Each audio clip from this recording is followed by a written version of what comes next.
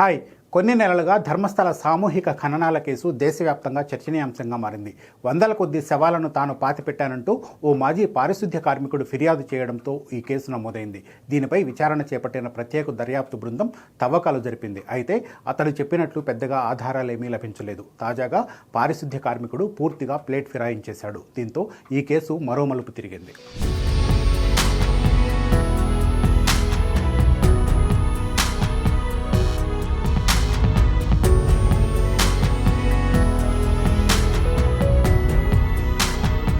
కర్ణాటకలోని దక్షిణ కన్నడ జిల్లాలో ఉన్న ప్రసిద్ధ పుణ్యక్షేత్రం ధర్మస్థల. ఇక్కడ మంజునాథ స్వామి కొలువై ఉన్నారు. అయితే గతంలో ఇక్కడ అనేక అత్యాచారాలు, హత్యలు జరిగాయని తానే ప్రత్యక్ష సాక్షినంటూ ఓ పారిశుద్ధ్య కార్మికుడు ఫిర్యాదు చేయడం సంచలనం కలిగించింది. ధర్మస్థల ఆలయం ఇటీవల సంచలనాత్మక ఆరోపణలకు కేంద్ర బిందువుగా మారింది.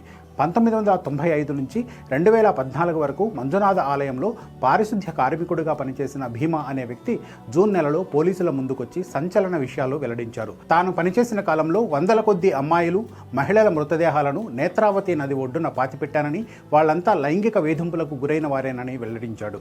గతంలో ధర్మస్థలలో పలు మిస్సింగ్ కేసులు కూడా నమోదు కావడంతో అతని ఆరోపణలకు బలం చేకూరింది. దీంతో పోలీసులు కేసు నమోదు చేశారు. కేసును సీరియస్గా తీసుకున్న కర్ణాటక ప్రభుత్వం ఐపీఎస్ అధికారి ప్రణబ్ మొహంతి నేతృత్వంలో సిట్ ఏర్పాటు చేసింది.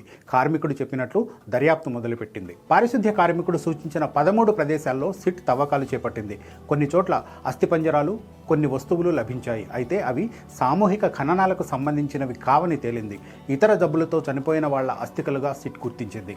అయినా కార్మికుడు చెప్పిన ప్రతి ప్రాంతంలోనూ సిట్ తవ్వకాలు చేపట్టింది. కానీ అతను చెప్పినట్లు సామూహిక ఖననాల ఆనవాళ్లు లభించలేదు.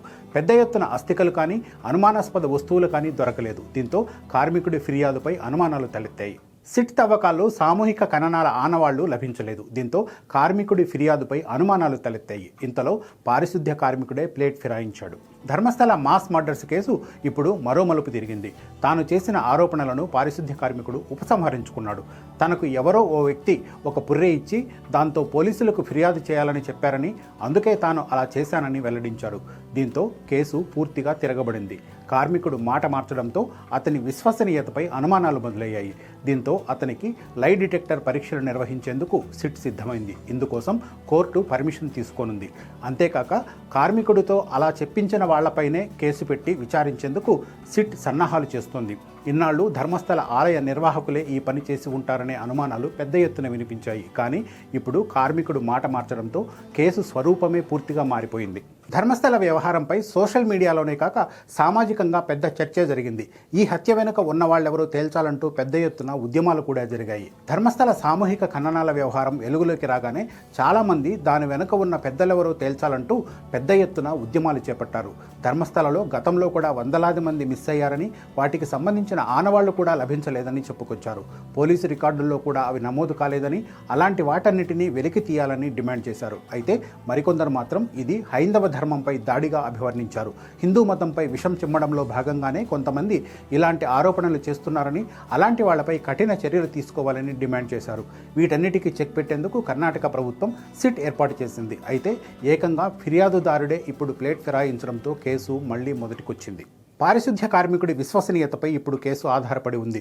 ముందొక మాట, తర్వాత మరో మాట చెప్పడంతో అందులో ఏది నిజమో తెలియాల్సి ఉంది. ఇందుకోసం సిట్ తదుపరి చర్యలు తీసుకుంటోంది. పారిశుద్ధ్య కార్మికుడి కొత్త వాదనతో సిట్ డైలమాలో పడింది. అందుకే లై డిటెక్టర్ పరీక్షల ద్వారా అతని ఫిర్యాదులపై క్లారిటీ వచ్చే అవకాశం ఉందని భావిస్తోంది. అందుకే కోర్టు అనుమతితో లై డిటెక్టర్ పరీక్షలు నిర్వహించేందుకు సిద్ధమవుతుంది. అలాగే ఈ ఫిర్యాదు చేయించిన వ్యక్తులపైన కూడా సిట్ దర్యాప్తు చేపట్టనుంది. అప్పుడే ఈ కేసు వెనుక కుట్రలు బయటకొచ్చే అవకాశం ఉందని భావిస్తోంది.